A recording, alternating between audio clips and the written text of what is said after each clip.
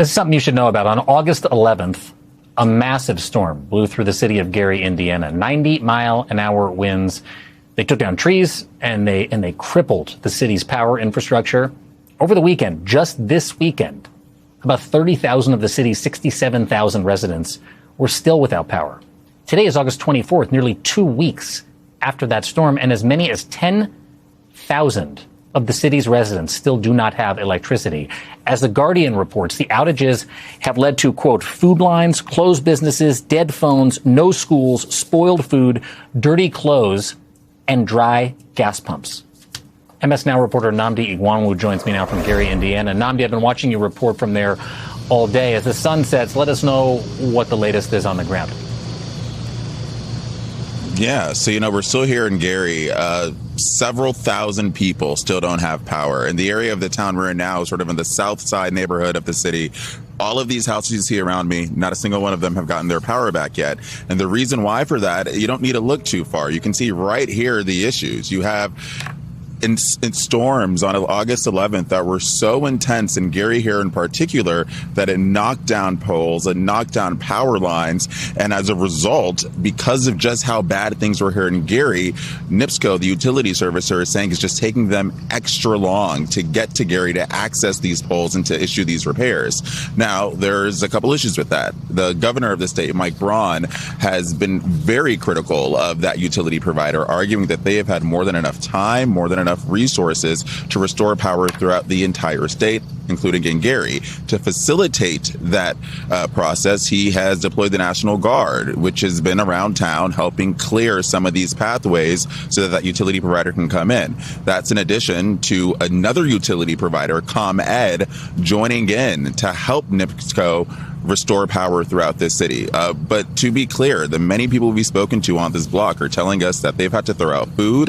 One mom of two autistic kids told me today she not only is worried about her kids for not being able to be in school and be focused, but she hasn't been working. So there also is the financial stress that they have to navigate. Financial stress that has only been worsened, as some told me today that they're already getting notices from that utility provider, NIPCO, for their bill, despite not having any power. So this is certainly a moment of uncertainty, of stress, of frustration, and a lot of economic pain for people in this community, one that is already among the more lower income neighborhoods in this state.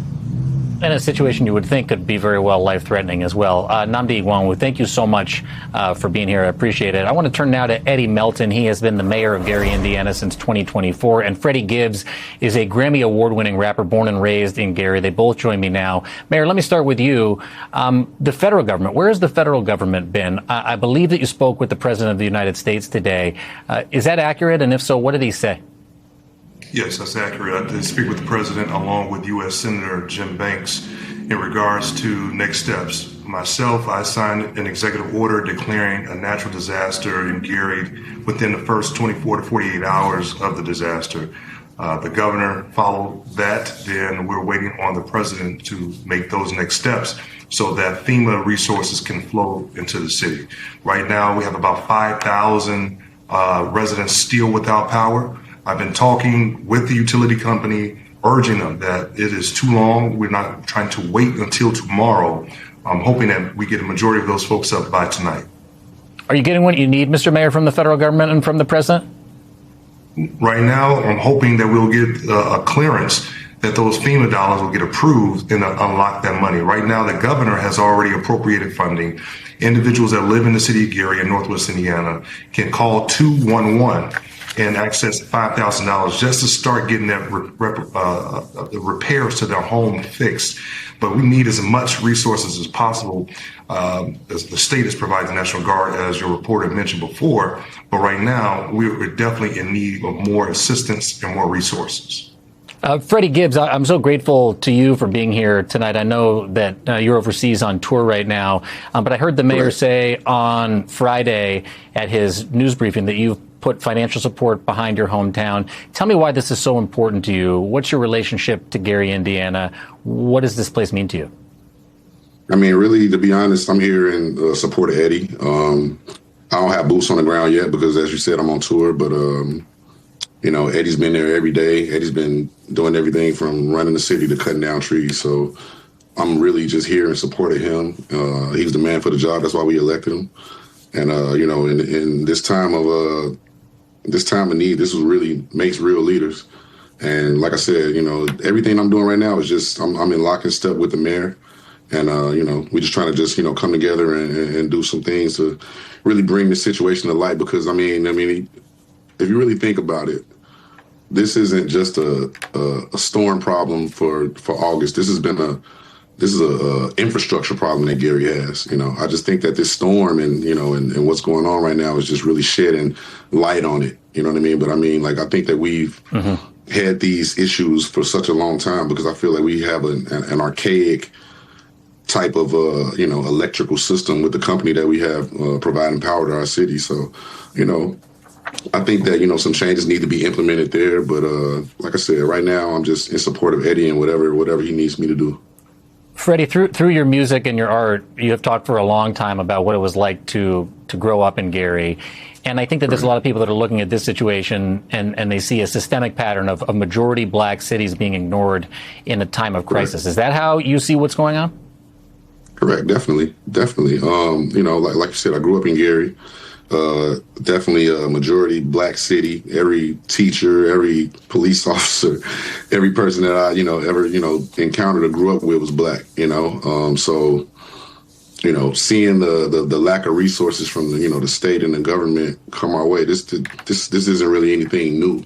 I think that the storm is just, like I said, shedding light on it. But, I think that we've been needing resources. We've been needing extra, funding for certain things and youth programs and things of that nature. I don't think everything really started with this storm, but I love how Eddie is reacting to it and taking the reins and really, making a push to put people in the position they need to be in and get their power back.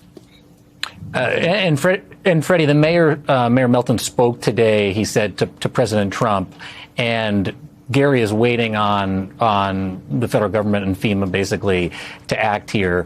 What would you say to the President of the United States about what's happening and what he needs to know about Gary, Indiana? Freddie?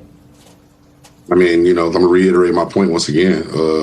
Gary is one of those underfunded, underprivileged cities that, needs attention from the not just, the state government, but the national government as well. When I heard that Eddie talked to Trump today, I kind of giggled a little bit, and I was just like, oh man, here we go. Why? But because like I said, this isn't a problem that started with the storm. We are a predominantly black city that, tends to get ignored, when it comes to certain things. And, and like I said, and I'm glad that we got a mayor like Eddie that can start to shed light on these things. I would say the previous administrations probably didn't do that, and it's just sad that it takes a national crisis, for us to, get some type of attention whatsoever. Mayor Melton, what does Gary need time is of the essence in the most literal sense here. In the next 24 hours, what do you need the most? I need the power restored. There's nothing more important right now than that, other than making sure that once power is restored, that we can help replenish the food that people lost in the refrigerators. I don't care if it's someone that was low income or a middle class worker. Everyone needs to be compensated. We've been demanding from the utility company that they prohibit any disconnections after this storm, that they credit customers for the duration of the outage and other things. Figure out how do we harden the infrastructure. This wind was at the highest when it hit Gary, 99 miles an hour. Now, this is the 14th storm we've had this year, 6 storms last year. So we only anticipate more weather conditions that's going to cause our infrastructure to be further tested. So we're calling on everyone, all of the resources to make sure that happens. Right now, individuals can go to gary.gov/storm recovery. And we partner with our Legacy Foundation, our community foundation here in the county, and you can make a donation. We're helping individuals repair their weatherheads, because if neighborhoods come on with power tonight and an individual who owns a home or renting a home, if that weatherhead is stripped off your home, they're still going to be without power. And folks can't afford $800 to $1,500 to repair a weatherhead. So we have to step up as a local community, and we're helping to fund that. And so donations that Freddie and Glenn Robinson, Denise Williams, all these notable Gary Ice and Darius Garland is making right now is helping get us by. These are Gary born and raised individuals that love their city. And when we're going to get through this, Gary was on a comeback before this storm. It's just setting us back just a little bit. But I guarantee you, Gary's going to be the greatest comeback story in American history. Well, that's for sure. If Freddie Gibbs says that. Go ahead, Freddie. We got to go, but go ahead, Freddie, real quick. My bad. Much love to Trader Truth and Keith Lee and all the guys that came from outside of Gary and showed love and came in and really came together with us to do stuff. Like I said, I haven't got boots on the ground yet, but I've been seeing the things that they've been doing. You know, much love to the hip hop community. Like I said, Trader Truth, we love you for that. Keith Lee, thank you. You know, Pastor Eric Boone, you know, giving love to everybody out there in Gary, man. Much love. Pray for the city. Freddie Gibbs and Mayor Eddie Melton, please keep us posted with the latest developments, and appreciate you both very much for being here tonight. Yes, sir. Thank you for having us.